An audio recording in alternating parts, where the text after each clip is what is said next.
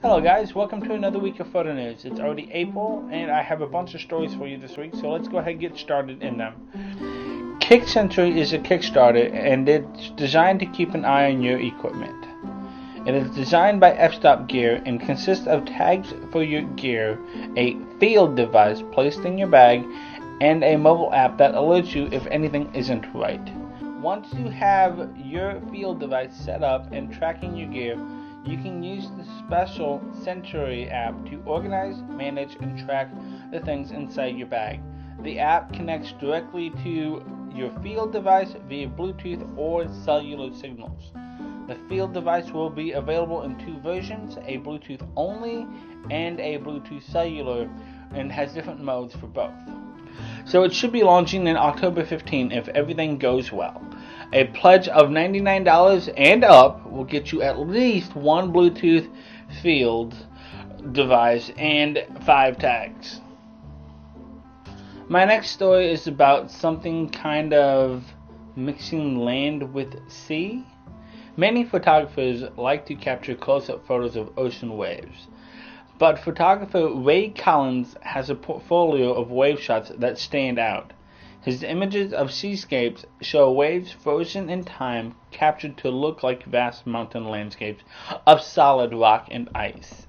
Collins purchased his first camera back in 2007 to take some photos of his friends surfing around his hometown, but within a few years he was getting the likes of Apple and Nikon and United Airlines on his doorstep knocking. The photographer now spends enormous amounts of time at sea, working to capture moments in which the waters form just the right shapes and structures in his frame.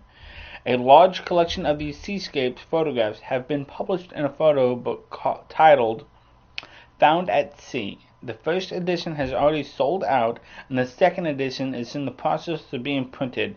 It is a 184-page hardcover coffee table book printed with art paper that contains a visual journey of Collins' most iconic images to date. You can purchase the book from Collins' website for $79 Australian.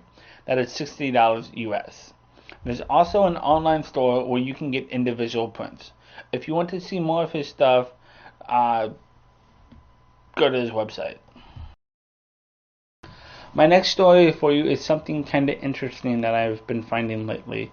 I've been watching the drones or, quadcopters and stuff like that, and I noticed I came across a website the other day that from Nikon that says the NikonDrone.com, and so I'm wondering if they're going to be coming out with a drone for themselves. On this website, it has in its typical Nikon text, and it says I am flying, as you see on the picture right now. But also I found one for Canon, and it's called CanonDroneX.com. And so is the big guns, Nikon and Canon, getting into the drone business now? Also, I found one from Phase 1 the other day that they're actually making a camera for these now, for the drones. And what this is it's an 80 megapixel camera. It's called the Phase 1 IXU 180. It is the smallest medium format camera. It has an 80 megapixel CCD sensor, weighs 2.9 pounds or 950 grams, and costs $60,000. My next story is about an 87-year-old grandmother in Texas.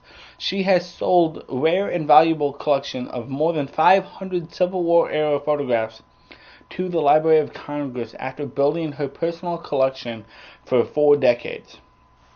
The Washington Post reports that Robin Sanford of Houston has gathered together a treasure trove of historical images, some of which may only be the only known image to show the things they depict. The images contain images of plantations, battlefields, and a nation in mourning after the assassination of Abraham Lincoln. Each item in the collection is a stereo photo with the 2 shots of scene arranged for a special stereo viewer. Sanford said she had been planning to pass the collection on to her son, but his recent death caused her to lose motivation in collecting and decide to sell the archive. The purchase price has not been yet announced. Many of the photographs have already been digitalized and published online by the Library of Congress, and the rest will be digitized in the coming days. To find the photos, go to the Library of Congress website. Simply do a search for Robin Sanford's collection. So let's go on to my next story, and it's about a Ryan McGinnis. And what he's doing is he's a photographer and a storm chaser. And after years of pointing his camera at newsworthy storms, McGinnis switched things up a bit in 2014 by introducing time lapses into his repertoire. Although he's still learning, he did manage to capture quite a few sequences showing powerful weather events. And I'm just going to show a brief clip of this now. I'm not going to show the entire 4.5 minute video, but it is titled 2014 Stormlapses, and you can look at it on YouTube if you want to. It is a highlight reel of what McGinnis put together to share some of his best time-lapse sequence. McGinnis typically captures photos at a rate of 1 frame per second using a Canon 50D, a Canon 20D, a Rokon 14mm, and a Canon 17-40mm f4. He also uses a really old Manfrotto aluminum tripod. McGinnis is based in Nebraska, which gives him a wide radius of storms he can cover while he still returns home the same day, and he travels about 400 miles in that day. Like I said, I have a lot of stories for you, so let's go ahead and continue on with some more. Daron Dorn, D-I-N-I-C, is an amateur photographer from Serbia. What he has done is he's merged old photos of his hometown with new photos he took from the exact same spot. The result is a wonderful series that emphasizes the city's history and feels like a magical portal to the past that he has opened. Touched by his work, people have offered Daron access to the private collections of never-before-seen photos of the city. Despite this being his first project since he bought his first camera just a few months ago, Daron's photos will be exhibited at an event organized by the local museum. We've seen similar projects in the past, and Daron says they were inspiration for this project. However, instead of comparing the new and the old side by side, creating a 50-50 photo, he decided to merge certain elements of each photo together. Living in the city, both culturally and socially rich, comes with the advantage that his hometown of Nis is, and it's N-I-S with the smiley face above it. I hope I pronounced it right. I don't speak any German. It could be nice, something like that. I don't know. Has been photographed quite a lot over the years.